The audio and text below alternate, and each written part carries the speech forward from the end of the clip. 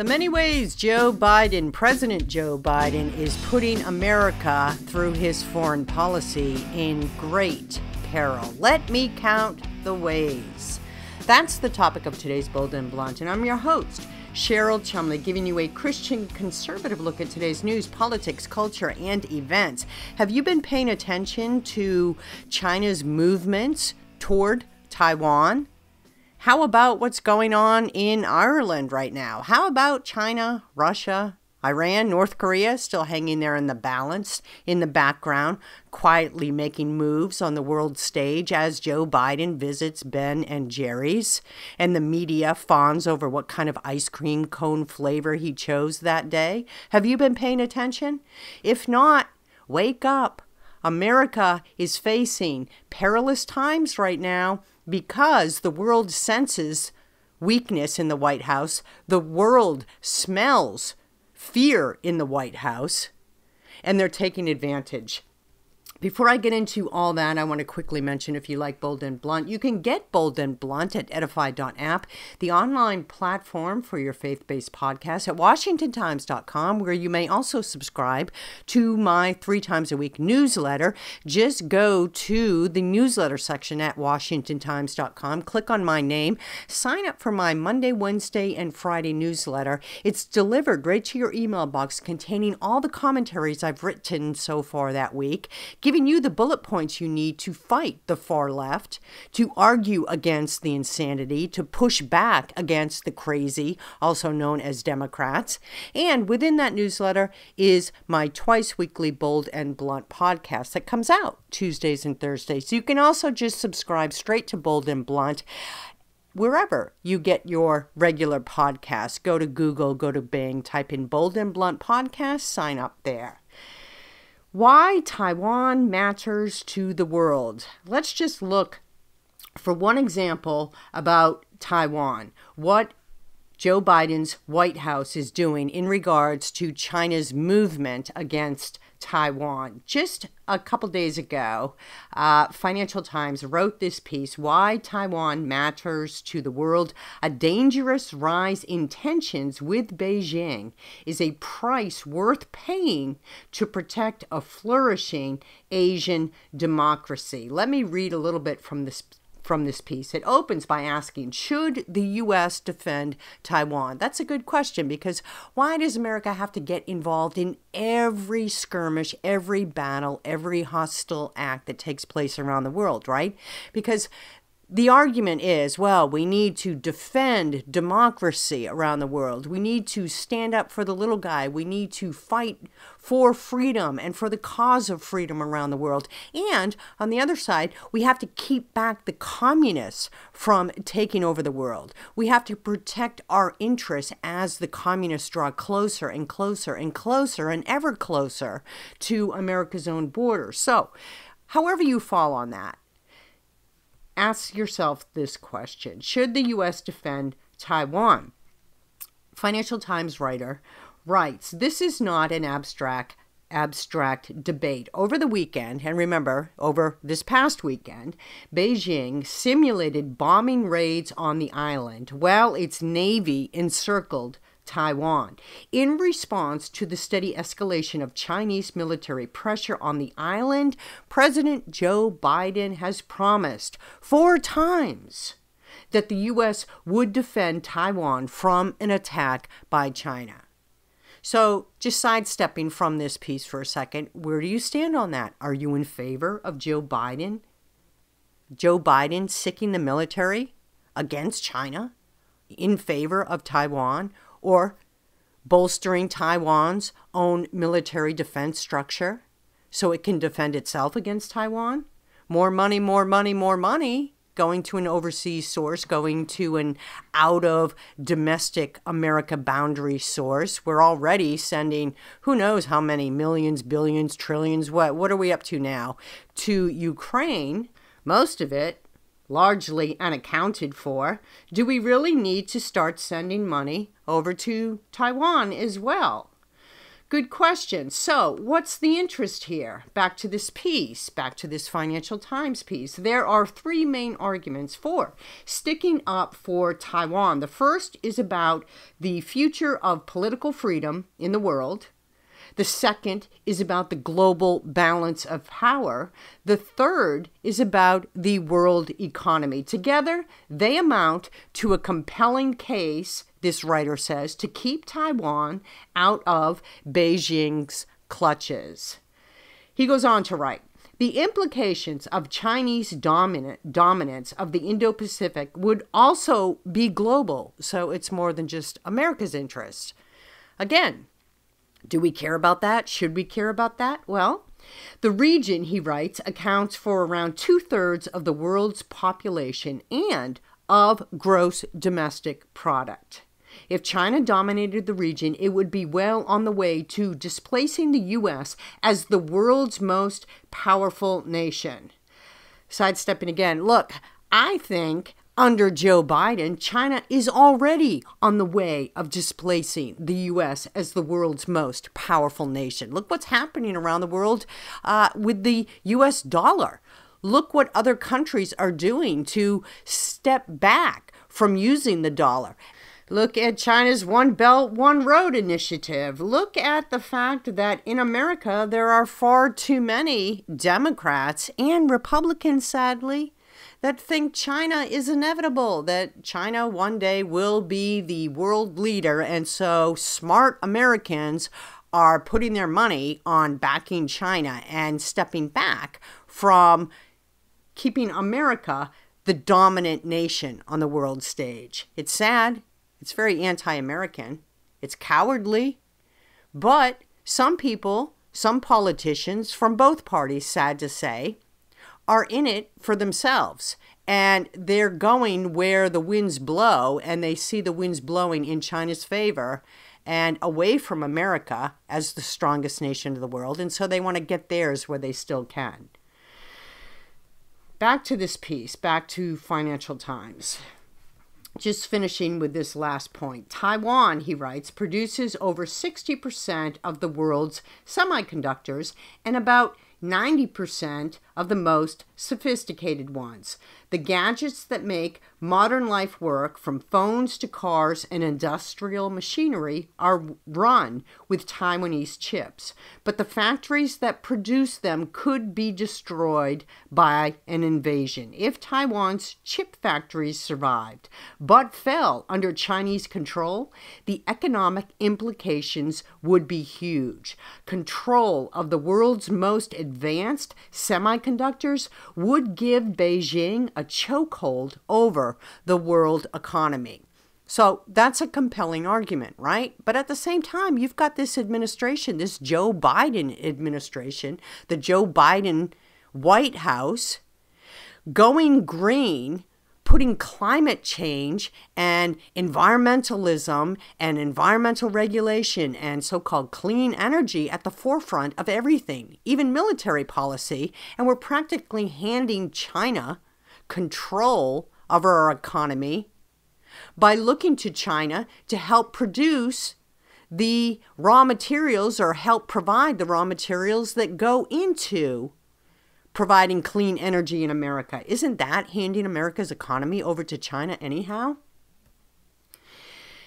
It's good to defend freedom and the cause of freedom around the world, but when you have a president in the White House who is not defending Americans' freedoms first, who is already selling out America's freedoms to other nations that are hostile to America and the American way of life, it's hard to look at what might happen to Taiwan, what likely will happen to Taiwan before Joe Biden leaves the White House regarding China's hostile attempt to take over. It's hard to look at that and rally behind the cause of providing money, equipment, training, even manpower, even military manpower, as a priority, because you're seeing your own nation crumble under this president. Fact is, if Joe Biden weren't in the White House, if we had, say, somebody like Donald Trump in the White House, all these foreign hostilities, all these foreign aggressions wouldn't have happened in the first place, because there would have been a strong presence in America. There would have been a strong defender of freedom called America. And that would naturally make these other nations with hostile intents wait it out and stay their military hands and reconsider their strategies of aggression against weaker nations, because they would worry, they would fear the White House, they would fear what America would do. But the fact is, Joe Biden, weak Joe Biden, is sending a message around the world that he is indeed weak and that he will not indeed do anything to other nations that take hostile actions at this juncture. And so they're taking advantage of the situation. When America is weak, the world is on shaky grounds.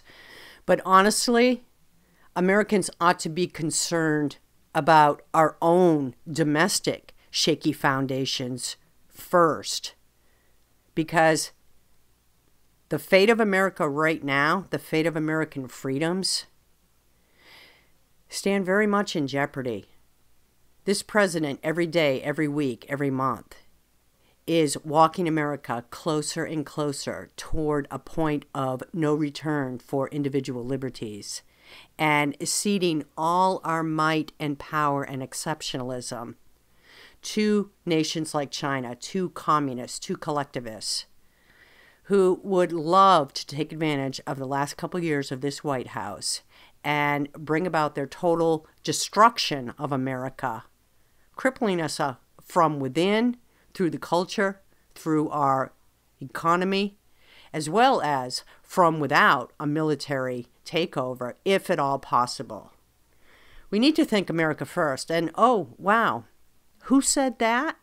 Donald Trump. And with him, it wasn't just a bumper sticker. It was an actual guiding phrase. It was an actual guiding principle. That's what we need to get back to in America. America first. And then all this other stuff will naturally go away. But I have with me today a military intelligence expert. He has just written a book about China, When China Attacks. And he's here to help make sense of what Joe Biden is doing and whether America stands a very good chance to survive the remaining White House term of this feckless president. Colonel Grant Newsham, thank you so much for being on Bold and Blonde. It is great to have you here. Well, it's a pleasure. Thanks for the invitation. Congratulations on your new book, When China Attacks. I want to talk about specifics of your book, but I also wanted to start by talking about Putin's recent meeting with Xi. I thought Russia and China, historically speaking, weren't exactly friends. Well, that's true, historically. And they've still got some things they don't like about each other, some big things. But for now, their strategic interests align. And that strategic interest is a hatred of the United States, a desire to destroy the U.S., certainly to dominate it and get it out of the way. And do that, and there's really nothing that would stop the Chinese from going after their objectives of regional and ultimately global domination. Similarly, Russia would have a pretty clear road for getting what it wants in its area.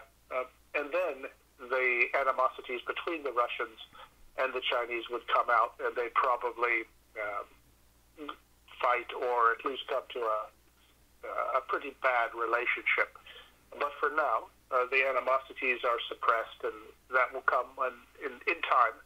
But for now, we've got a big problem with the Russians and the Chinese cooperating, along with their friends, the Iranians, the North Koreans, the Cubans, etc. We do. And I wonder if, first off, you can address how the Biden White House is addressing this huge peril from Russia and China. And secondly, which country should America be more concerned with at this point? What is the priority of peril, Russia or China? Well, first, the big problem, the immediate problem that has to be addressed right is Russia and what it has done in Ukraine. If it is seen as though Russia has gotten away with it or has gotten some benefits from that, then it will definitely give the Chinese the wrong message from our perspective, which is that it is okay to go after Taiwan, and not just Taiwan, but aim for regional domination as well. So unfortunately, the two are tied together. The Ukraine invasion should never have been allowed to happen. That's a huge tragedy, but it has. And as I said, it cannot be seen that the Russians, a permanent member of the UN Security Council, were able to invade an independent nation simply because they wanted their territory, wanted their stuff. That can't be allowed to stand, in my opinion. If it does, and it looks like Putin has gotten away with it all, then you can expect to hear from the Chinese about that. Unfortunately, the Chinese are no less of a threat than the Russians. In fact, in some respects, they're a bigger one. Militarily, economically, they pose a much greater challenge. But it's something that, with both of these situations, that they both need dealt with.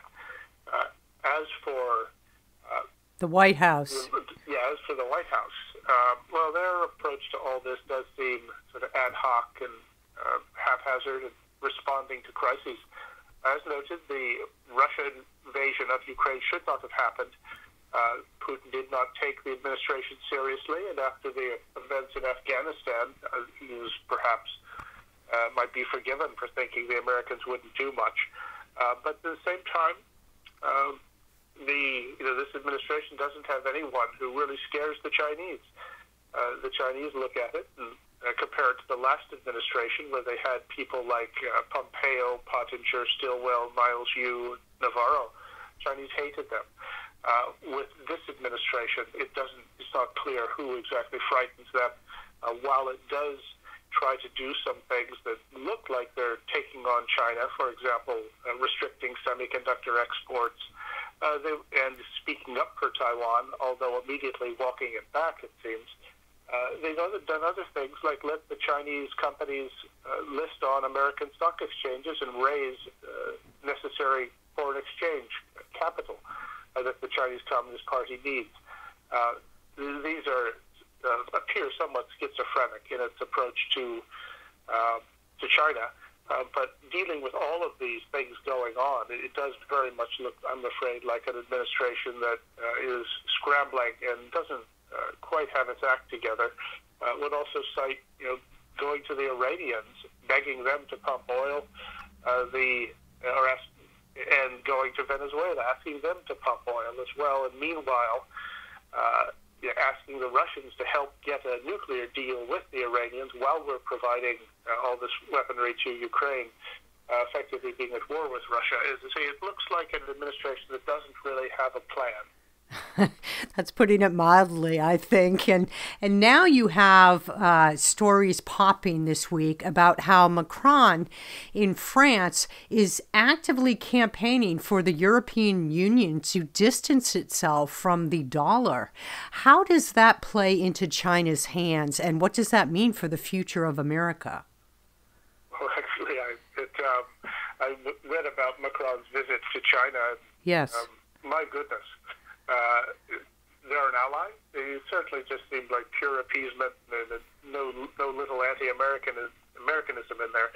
As for his reference to the dollar, the U.S. dollar is the one big club America still has over the Chinese communists. And why is that? The Chinese currency, the RMB, is not freely convertible, which means that if they want to buy things overseas, or say fund the Belt and Road Initiative, build those ports and airfields around the world that they plan to use for the PLA. They want to buy materials to build the steel, say Australian iron ore to build steel, to build Chinese Navy ships. Well, you have to pay in U.S. dollars. If you're going to buy Ivy League professors, they insist on payment in dollars as well. So that is one big pressure point that we have on China. And China is desperately trying to get other countries to use their currency. And they've had some little success with Russia, the Saudis making some noise in that direction, but also Brazil.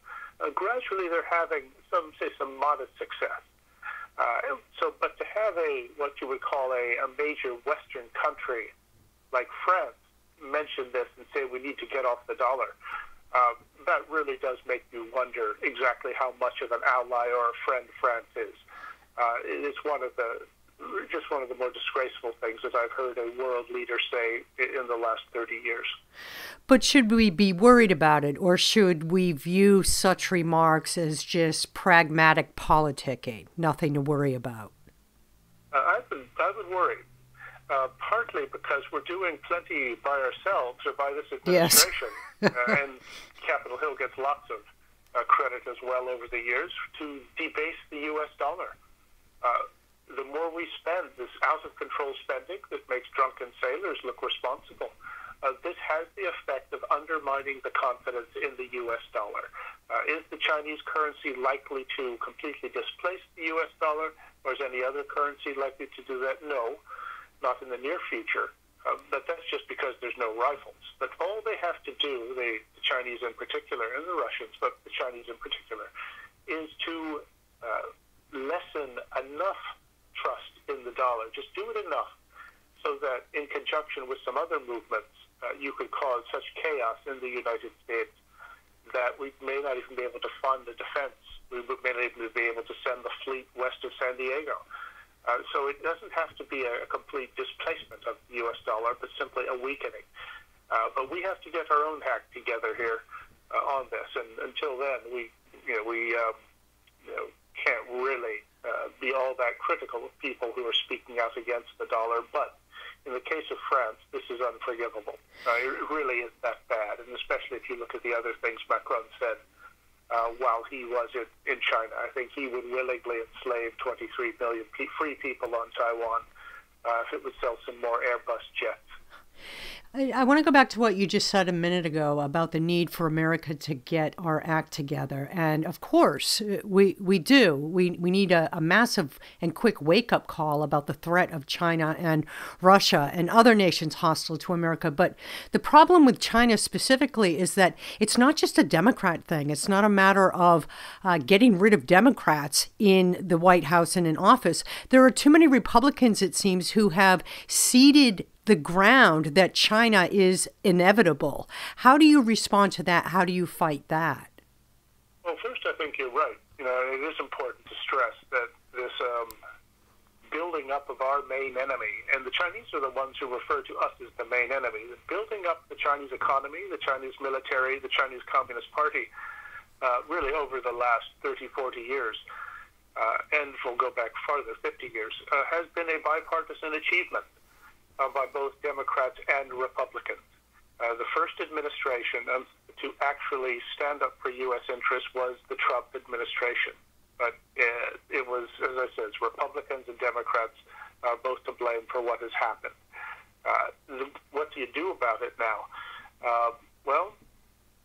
Sometimes we wake up, but it's a slow, difficult process. And compared to just a few years ago, I think there's more of an awareness that China is not our friend, is an adversary, but there's still no shortage of people who will take Chinese money.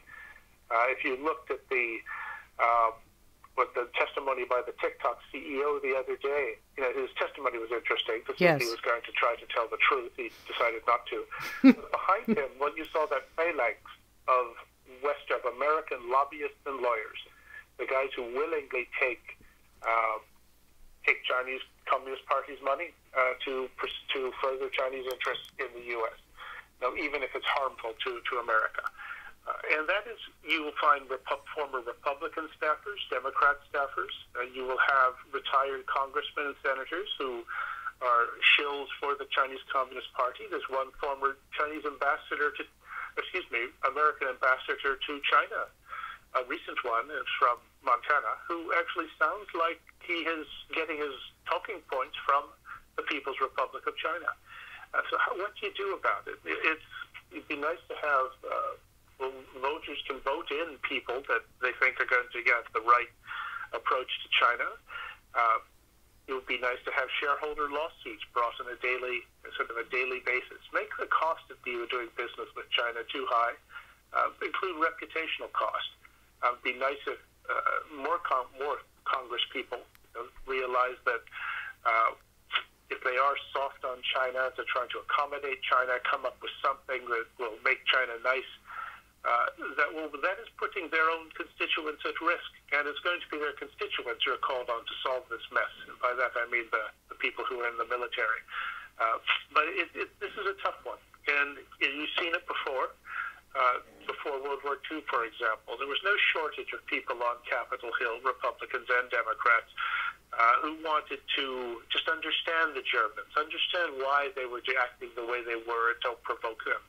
So it really is nothing new, but I think there is more awareness than there's ever been. There's still a lot of work to be done, but this new select committee on China, led by Congressman Mike Gallagher from Wisconsin, is a good effort to try and raise some attention and do something about the Chinese problem. But you will note that it's just getting started, and it's many, many years too late. But ultimately, this comes down to an administration.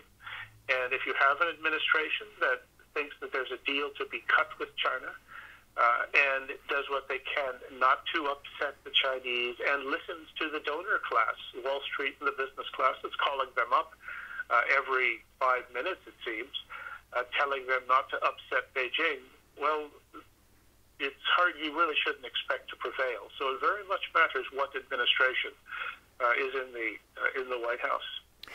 I like how you speak to the fact that this is nothing new, that there have been defenders of, in the Second World War about Germany and so forth. But I wonder if maybe there is something new here going on in America with the youthful generation's regard for China. We've seen, and I'm sure you've seen, many, many polls and surveys showing that the younger generations in America is turning more toward socialism and less toward capitalism, seeing the free market as an enemy. And that plays right into China's hand. Is that new? Is that worrisome? Oh, young people have been thinking strange things for a long time. And so I'm not convinced that it's that new, but it's certainly troublesome. We've always gotten a break in the past and had some time to catch our breath when we've been hit or when something that is going to harm us has happened. But you always wonder, if we're going to pull out this time. But the way that I would say that schools, and as I understand it, from very young ages, and particularly the college world, that they do seem to have a sort of an something in the teaching that suggests that a lot of the teachers think that America is not a good country. And as you said, that China isn't a bad country. It's not a bad system. You can hear people within sort of Washington, former officials say this. I remember the lady I think it was in the Obama administration, who put in a good word for Mao Zedong as an excellent poet or something like that.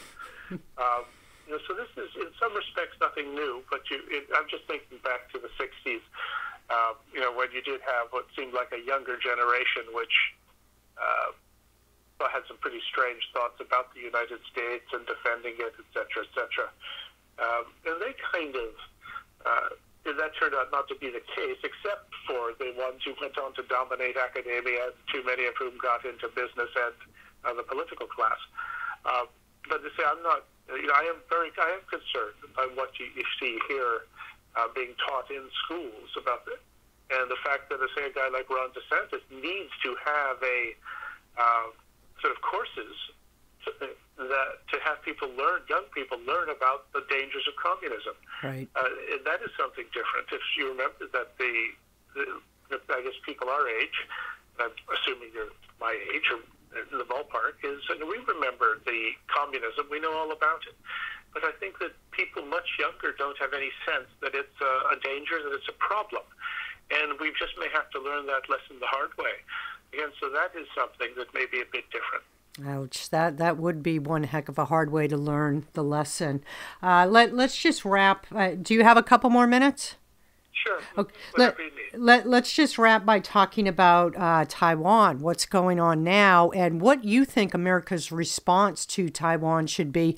I notice headlines now bending over backwards to make the point that America does not have a formal agreement with Taiwan to defend it if China were to attack. And I look at that rather cynically, as if they're laying the groundwork for the White House, Joe Biden's administration, to do nothing. Do you think Taiwan is in serious jeopardy from attack from China now? Yes, I do. I think what the Chinese exercise we saw just the other day, that is a follow-on to the exercise they did last August, and it's all intended as a rehearsal for an armed assault on Taiwan. Large parts of the U.S. administration, or America's ruling class, would they like to just have Taiwan disappear? Yes. Probably includes the State Department, or you sometimes think that. But I think they would. I have some doubts about whether this administration would actually go to war for Taiwan. I think that if Taiwan is allowed to allowed to come under Chinese enslavement, that it would be the equivalent of Czechoslovakia being allowed to come under German domination, German control before World War II. On the grounds that it couldn't be helped, didn't want a war, anything to avoid war. It's really unfortunate, but that's life. Well, one thing leads to another, and you'd let Taiwan go under, and we will pay for it many, many times over in the region and beyond, in my opinion. It is, I think, essential that we do stand up for 23 million free people. What you actually do, well, one thing is you have a military whose sole purpose is to fight, properly armed and equipped and able to make it very clear to the Chinese that they'll lose their entire navy in an afternoon. But more importantly, or as importantly, you have to stop funding the People's Republic of China. And Wall Street and the business class have got to stop pouring tens, hundreds of billions of dollars into China every year, as they have been doing for much too long. You just can't expect to prevail while you're funding your main enemy that's out to destroy you and your friends. You know, just listening to everything you've said the last 15 minutes, I can't help but thinking that before Joe Biden leaves the White House, the world is going to be thrust into the Third World War. And I don't know how cynical that is, but it just sounds like it. All the parties and pertinent players are lining up.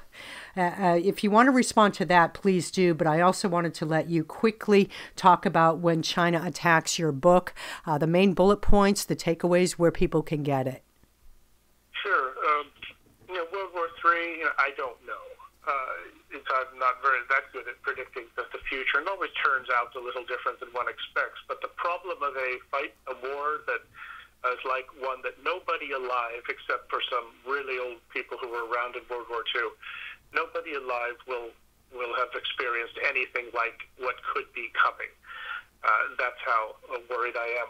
As for my book, When China Attacks, A Warning to America, what it does is it tries to explain China, explain how we got to the situation we're in with them, what happens if China wins and we lose, what to do about it. And one might look at it as, say, a book that would be pretty good for, say, someone who looked up at that Chinese spy balloon over Montana, over the U.S. a couple of months ago and said, well, what is going on with China? Well, the book actually explains it, as I said, in terms of what the danger is, what harm was this, what damage we've already faced and absorbed, and what's coming, and what to do about it. But also gets across the Chinese concept of war is very different than ours. We don't consider anything a war until shooting actually starts. To the Chinese, it's a much longer effort. Yep. And they have been attacking us on a number of fronts for decades. And that's economic warfare, biological warfare with COVID, but also chemical warfare with fentanyl that killed 70,000 Americans last year. And the numbers are going up, and this has been going on for a while.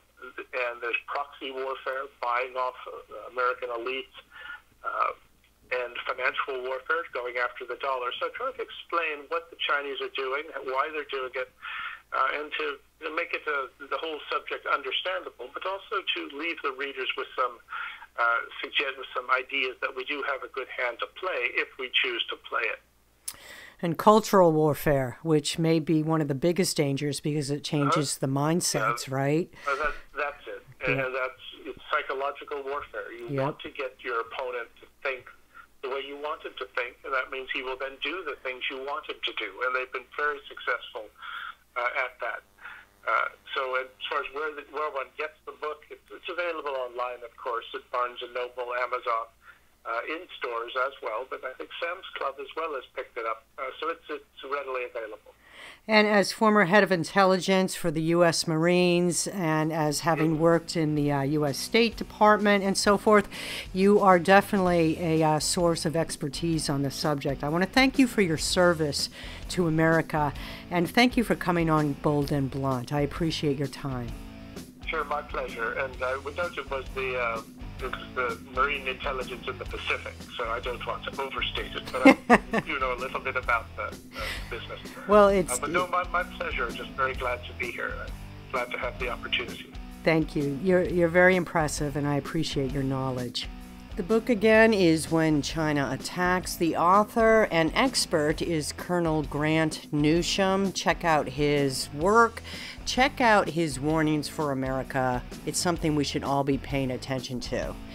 If you like Bold and Blunt, you can get Bold and Blunt at edify.app, the online platform for your faith-based podcast at washingtontimes.com, or, of course, wherever you get your other podcasts. Just go to Google. Just go to Bing, type in Bold and Blunt Podcast, and you could subscribe there. I want to thank you if you are already a subscriber. It means quite a bit to me. It means a lot. Thank you very much. Tune in next time, and in the meanwhile, stay blunt, stay bold.